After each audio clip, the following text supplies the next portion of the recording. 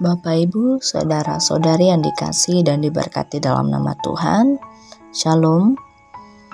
Mungkin sering kali kita selaku orang Kristen pernah merasa aman karena rajin beribadah, melayani, dan aktif dalam kegiatan rohani. Namun Tuhan melihat lebih dari sekedar rutinitas luar saja, tapi Tuhan lihat kesungguhan hati kita. Dalam kitab Amos ini Tuhan menegur orang Israel yang menjalankan ibadah tetapi hidup dalam ketidakadilan dan dosa. Ini menjadi peringatan sekaligus ajakan bagi kita sekalian agar hidup rohani kita tidak hanya yang tampak dari luar saja, tetapi juga sungguh-sungguh tulus dari dalam hati kita di hadapan Tuhan. Dalam Amos 5 ayat 1-6 ini menunjukkan kesedihan Tuhan atas umatnya yang telah berpaling dari kebenaran.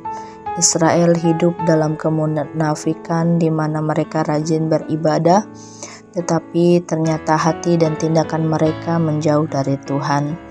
Tuhan tidak ingin mereka hanya menjalankan kewajiban keagamaan sebagai suatu formalitas saja, tetapi Tuhan menghendaki pertobatan sejati antara iman sejalan dengan tindakan.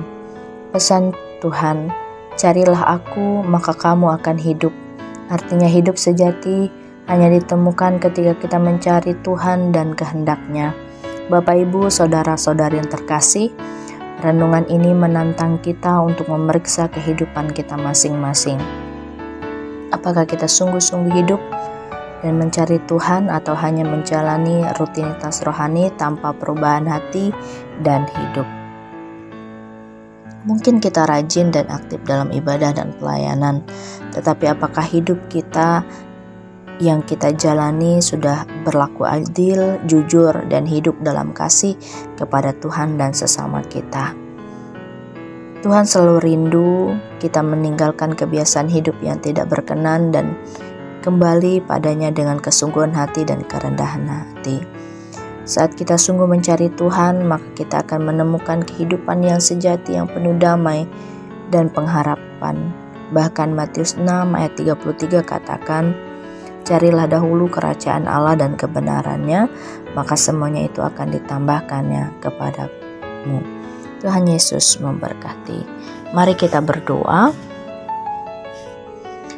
Ya Tuhan kami, terima kasih atas sabda firman-Mu pada hari ini.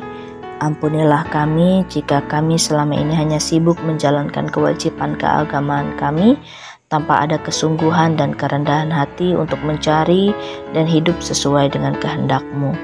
Ubah hati kami ya Tuhan agar kami hidup dalam kebenaran dan kasih-Mu setiap hari. Tolong kami untuk menjauhi dosa dan lebih mendekatkan diri kepadamu dengan hati yang tulus dan hidup dalam pertobatan sejati. Dalam nama Yesus Kristus, berkati sertai hidup kami senantiasa serta dengarkanlah doa kami. Amin.